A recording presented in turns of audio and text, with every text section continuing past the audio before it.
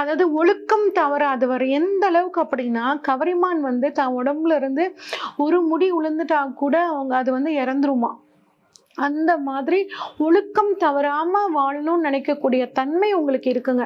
அதே மாரி பாஸ்ட்ட பத்தி அதிகம் கவலைப்பட மாட்டீங்க. ஃபியூச்சருக்கு நம்ம எப்படி இல்ல, இன்னும் நம்மளைய டெவலப் பண்ணலாம் அப்படின்னு சிந்திக்கக்கூடிய தன்மை வந்து பாருங்க உங்ககிட்ட இருக்குங்க. ஆழமான ஒரு நினைவாற்றல்.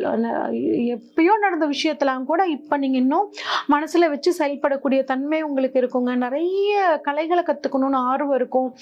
சகிப்புத்தன்மை அதிகமா இருக்குங்க. ஒரு குடும்பம் அப்படின்னா அந்த குடும்பத்தை முன்னேற்றத்திற்கான எல்லா வழிமுறைகளையும் செய்வீங்க. உறவுக்காக தன்னையே அர்ப்பணித்து கொள்ளக்கூடிய ஒரு ராசியில ஒரு முக்கியமான ராசி அப்படின்னு பார்த்தீங்கன்னா அது மகர ராசியான உங்களோட ராசி தாங்க. பொறுமையான குணங்க, அதே மாதிரி உங்களையே நீங்க செல்ஃப் ஐடென்டிஃபை பண்ணிக்குவீங்க, செல்ஃப் எவாலுவேட் பண்ணிக்குவீங்க. நம்ம பண்ணது சரிதானா அப்படின்னு சுய பரிசோதனைன்னு சொல்வீங்களா, அது வந்து கட்டாயம் நீங்க அடிக்கடி பண்ணிட்டே இருப்பீங்க. நம்ம பழைய மாதிரியே தான் இருக்கோமா, நம்ம செய்யறதெல்லாம் கரெக்டாக தான் நம்ம செஞ்சுட்டு இருக்கோமா அப்படின்னு ஒரு ஒரு திங்கிங் உங்களுக்கு வந்து அடிக்கடி வந்துட்டே இருக்குங்க. உங்களோட உணர்ச்சிகளை பாருங்க வெளிக்காட்டிக்கவே மாட்டீங்க. அதே மாதிரி அன்பையும் வந்து முழுமையா வெளிக்காட்டுறது அப்படிங்கிறது உங்களுக்கு தெரியாது.